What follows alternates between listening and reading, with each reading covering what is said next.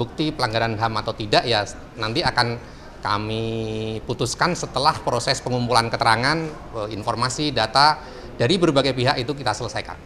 Kami dari Komnas HAM, kami ada 3 komisioner, 1 Ibu Anis Hidayah Ketua, saya Pramono Betantowi, Komisioner Mediasi, dan Pak Saurlin Siagian, Komisioner Pemantauan dan Penyelidikan. Hari ini kami menjadwalkan dan tadi sudah bertemu pihak Rumah Sakit Cipto Mangunkusumo. Kami bertemu dengan pimpinan RSCM dan beberapa anggota tim dokter yang menangani saudara AY, gitu ya. Kami hari ini meminta keterangan informasi terkait dengan kondisi saudara AY sejak dari awal masuk rumah sakit sampai penanganan terakhir, gitu ya. Kita ingin mendapatkan bagaimana langkah-langkah yang sudah diambil oleh tim dokter dari sejak awal sampai terakhir dan rencana penanganan ke depan akan seperti apa, gitu ya. Jadi itu yang terutama kita gali. Lalu yang kedua, kita juga menggali informasi terkait dengan seberapa dampak, gitu ya, dampak dari cairan yang disiramkan itu terhadap saudara AY, baik dampak jangka pendek maupun jangka panjang, mungkin dari sisi fisik maupun psikis yang mungkin dialami oleh saudara AY, gitu ya. Nah, itu beberapa hal yang kita gali pada hari ini dari pihak Rumah Sakit Cipto Mangunkusumo. Kira-kira demikian. Bu Anis, kalau mau ingin ditambahkan. Ya, selamat sore teman-teman. Jadi siang hari ini memang kami mendapatkan informasi yang sangat komprehensif dari pihak Rumah Sakit RSCM, diterima oleh Direktur medis dan juga tim dokter yang menangani, baik itu dokter mata maupun dokter yang menangani luka bakar, termasuk tim-tim yang lain. Informasinya sangat mendalam sesuai dengan yang dibutuhkan oleh Komnas HAM terkait dampak medis dan juga dampak psikologis akibat peristiwa penyiraman air keras yang diberikan kepada saudara AY. Tentu informasi ini menjadi sangat dibutuhkan oleh Komnas HAM untuk kemudian nanti kami lakukan analisis ya dari temuan-temuan yang fakta-fakta yang kami dapatkan dari pihak rumah sakit, dan penjelasan secara jangka panjang juga kami dapatkan, dan ini sangat penting untuk bahan analisis kami ke depan untuk kemudian nantinya menyusun satu rekomendasi terkait dengan kasus ini. Saya kira itu soal materi tentu kami tidak bisa menyampaikan, nanti kami akan sampaikan secara terpisah ketika Komnas HAM sudah menyusun satu rekomendasi. Saurlin, silakan. Sorry. Ya, tambahan sedikit saja, kami tadi minta keterangan dari pihak RSCM. Kami berkesempatan berbicara dengan dokter-dokter spesialis menangani dan juga manajemen RSCM. Ya. Suaranya. Oh, ya. Ya, tadi kita sudah bertemu dengan pihak dokter spesialis dan juga pihak manajemen RSCM. Pertama, luka bakar akibat disiram zat kimia asam kuat.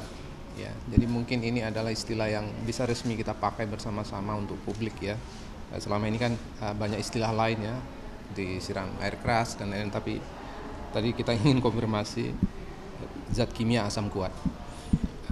Kemudian fokus pemulihan akan dilakukan dalam 6 bulan ini. Operasi masih terus berlanjut dan masih akan terus berlanjut operasinya dan akan berlangsung 6 bulan sampai 2 tahun ke depan untuk pemulihan 20% luka bakar itu. Kemudian kami mendapat konfirmasi bahwa pembiayaan alhamdulillah di cover oleh LPSK. Bu, untuk rencana tindakan yang akan dilakukan dari RSCM kepada Adri itu, berarti untuk lantas belakang ini akan dilakukan tindakan apa? Mungkin ada tindakan dua-dua atau mungkin akan dilakukan dari RSCM? Kalau soal itu RSCM saja yang menjelaskan. Biar RSCM saja yang menjelaskan. Informasi dari RSCM tadi kan kemudian tertulis seperti apa tadi kan Ya,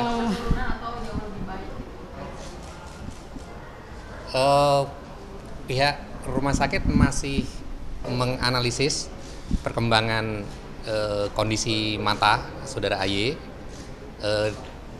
Mereka belum bisa menyimpulkan apakah mengalami penurunan atau peningkatan. Itu masih dalam proses, masih dalam jangka waktu yang itu kemungkinannya masih sama-sama besar gitu, sehingga mereka belum bisa mengambil kesimpulan gitu ya. Tapi tindakan medis sejauh ini kami melihat sudah sangat baik gitu ya, sangat intensif. Berbagai langkah yang diperlukan oleh rumah sakit untuk memastikan kondisi saudara AY tetap stabil itu sejauh ini sih kami melihat itu sudah sangat baik gitu. Jadi belum bisa disimpulkan. Selain pihak rumah sakit, rencananya Komnas HAM juga akan meminta keterangan dari pihak mana lagi, Pak? Setelah ini? Dalam beberapa hari ke depan kami tentu saja akan meminta keterangan dari pihak-pihak lain, nah, gitu ya. Nanti tunggu saja informasinya pihak mana saja yang nanti akan kita minta keterangan.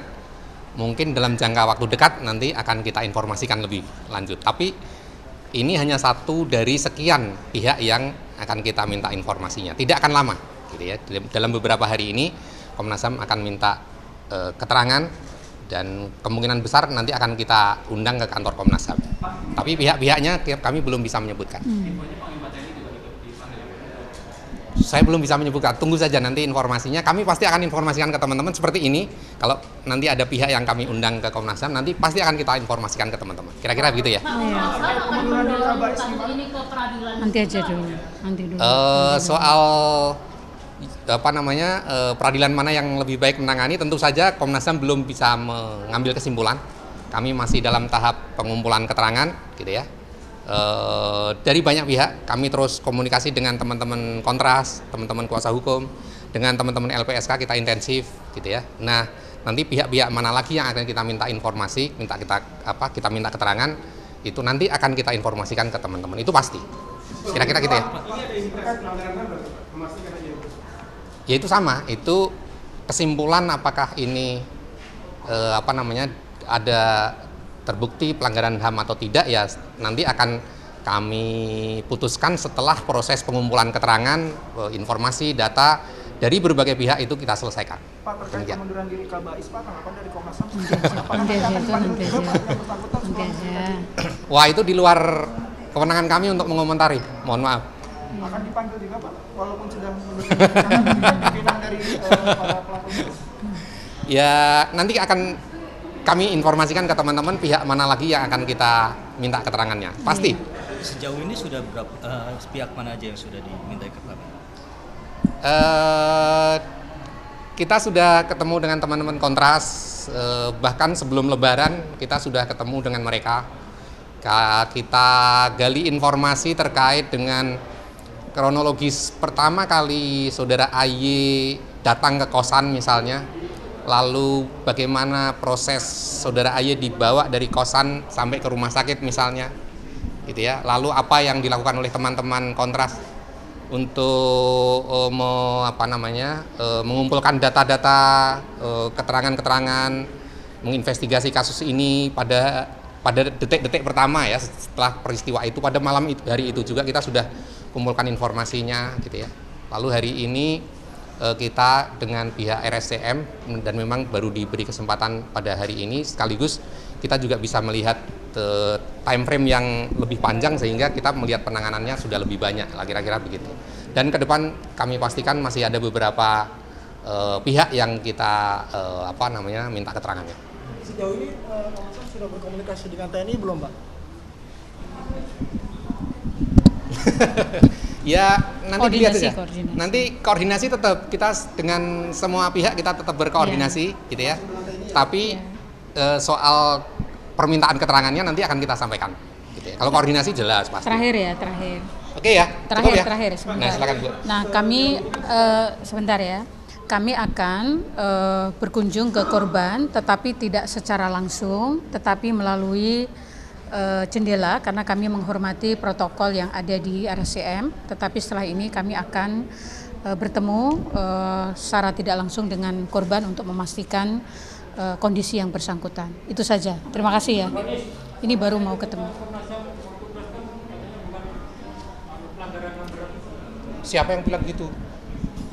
Udah itu nanti saja. Oke, Nggak terima ada, kasih kita teman-teman. belum ada kesimpulan, Ya, ya, belum ya. ada kesimpulan. Ya. Oke. Ya, ya.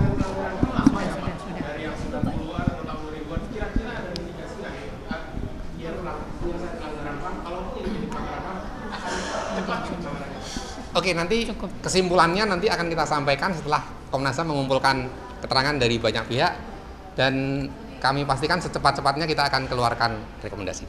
Terima kasih ya. Pak, ini Andri Yunus katanya udah ditetapkan sebagai pembelaan ya oleh Komnas HAM. Sudah. Oh, kalau itu sudah. Itu nanti apa kelanjutannya dari penetapan itu? Itu sudah hasil konpres Pak Saurlin sebelum Lebaran waktu itu bahwa Saudara AY sudah kita keluarkan surat keterangan sebagai pembela HAM, gitu ya. Itu banyak kegunaannya, termasuk untuk mengakses perlindungan dari LPSK dan beberapa hal yang lain. Bahkan sampai nanti misalnya kalau misalnya sampai proses ke peradilan misalnya itu juga ada kegunaannya bagi Saudara AY. Kira-kira gitu ya. Cukup ya? Oke. Menemani pagi Anda dengan informasi-informasi terbaru, satu langkah lebih dekat, satu langkah lebih mencerahkan. Saksikan Kompas Pagi hanya di Kompas TV, channel 11 di televisi Anda.